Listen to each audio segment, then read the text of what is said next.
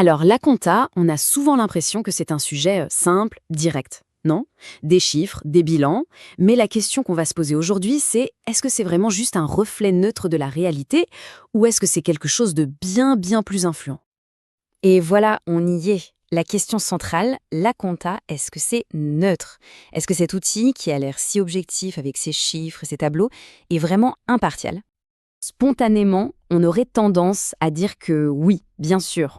On voit ça comme, ouais, comme un miroir parfait qui reflète simplement la santé financière d'une entreprise. C'est l'idée de base en tout cas, le point de départ de notre réflexion.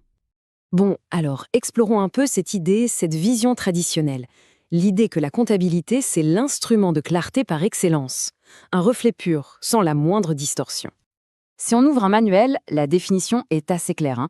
La compta, c'est un système qui prend des infos économiques, qui les classe, qui les traite, tout ça pour donner une image fidèle de la situation. Sa mission, en gros, c'est de fournir un tableau de bord fiable pour tous ceux qui gravitent autour de l'entreprise, les actionnaires, les banquiers ou même l'État. Et cette idée, elle ne date pas d'hier. Il y a un ingénieur français, Henri Fayol, qui disait déjà en 1916 que la compta, c'est l'organe de vision qui permet de savoir à tout instant où l'on est et où l'on va. C'est une super métaphore, non? La compta, ce serait les yeux de l'entreprise. Un outil indispensable pour naviguer sans se perdre. C'est une vision hyper puissante. Sauf que, cette belle image du miroir parfait, eh bien, dans les années 70, elle commence sérieusement à se fissurer. Des chercheurs, des théoriciens, se mettent à regarder ce fameux miroir de beaucoup plus près, et là, ils commencent à y voir des déformations, des reflets un peu bizarres. Et ça amène une question, mais une question vraiment fondamentale. D'accord, c'est un miroir, mais qui a construit ce miroir? Qui a décidé de sa forme, de son cadre, des règles du jeu? Qui choisit ce qu'il doit refléter? Et surtout, ce qu'il doit ignorer? C'est vraiment de là que part toute la pensée critique. Alors, cette nouvelle façon de voir les choses, elle ne sort pas d'un chapeau, évidemment. Elle s'inspire de penseurs assez costauds, hein, en philo, en sociaux. On parle de gens comme Karl Marx, Max Weber, Michel Foucault, jusqu'à l'école de Francfort. En fait, ce sont eux qui ont donné les outils intellectuels pour commencer à gratter sous la surface des systèmes qui ont l'air neutres et pour y déceler des structures de pouvoir. Et l'argument central de ce courant critique, le voici. La comptabilité, ce n'est pas juste un thermomètre neutre, non. C'est un véritable instrument de pouvoir, un instrument qui a été pensé, conçu pour servir les intérêts du capital, c'est-à-dire en clair, les actionnaires, avec la complicité des dirigeants. Donc, loin d'être un miroir neutre, ce serait un outil qui sert des intérêts très très spécifiques. Bon, ok. Mais concrètement, ça veut dire quoi? Si on accepte cette idée que la compta est orientée, disons, qu'est-ce que ça change? Qu'est-ce que ce miroir déformant nous empêche de voir? C'est quoi au juste, ces fameux angles morts? Le premier, et peut-être le plus évident, c'est l'humain. Pensez-y, dans un bilan, les salariés, c'est quoi? C'est une ligne de coût. On appelle ça des charges d'exploitation. Les mots sont importants, hein, une charge. Du coup, les employés sont vus avant tout comme un coût qu'il faut réduire. Et la conséquence directe, on la connaît. Ce sont ces plans de restructuration où le licenciement de milliers de personnes est présenté comme une bonne nouvelle pour réduire la masse salariale. Et hop, l'action en bourse peut grimper, alors même que l'entreprise vient de perdre des compétences, un savoir-faire hyper précieux. Deuxième angle mort, les prêteurs. Les banques, les gens qui prêtent de l'argent à l'entreprise pour qu'elle puisse fonctionner, eh bien eux aussi sont réduits à une simple ligne de coût. Ça s'appelle les charges financières. On oublie complètement leur rôle essentiel pour la croissance, pour la stabilité de l'entreprise.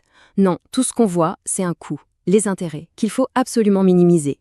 Toujours dans le but de maximiser le profit pour l'actionnaire, bien sûr. Troisième angle mort, et là on touche à un point ultra sensible aujourd'hui, la planète.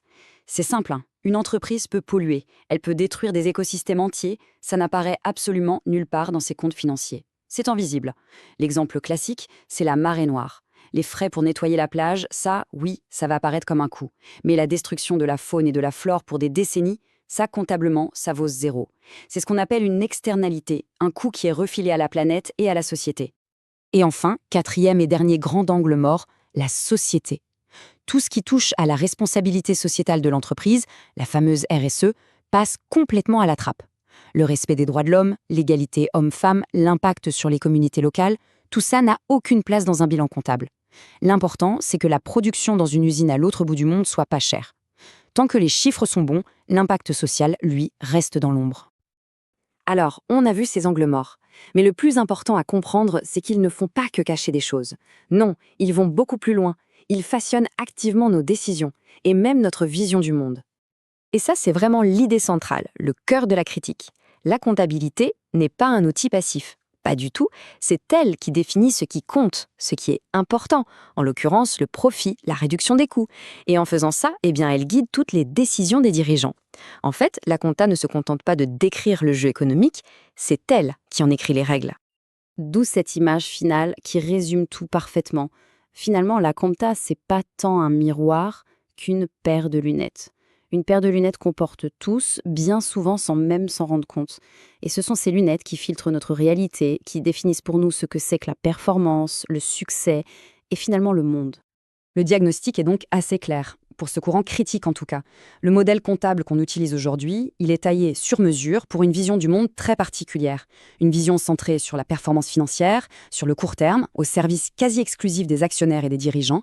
Et dans cette vision, eh bien, l'humain, la nature, la citoyenneté, tout ça est laissé sur le bord de la route. Ce qui nous laisse avec une question immense en fait. Si on admet que nos lunettes actuelles sont déformantes, qu'elles sont peut-être même biaisées, alors à quoi pourrait ressembler une nouvelle paire? Qu'est-ce qu'on devrait chercher à voir? Quelle nouvelle valeur un modèle comptable devrait mesurer pour nous donner une vision, disons, plus complète, plus juste de la réalité?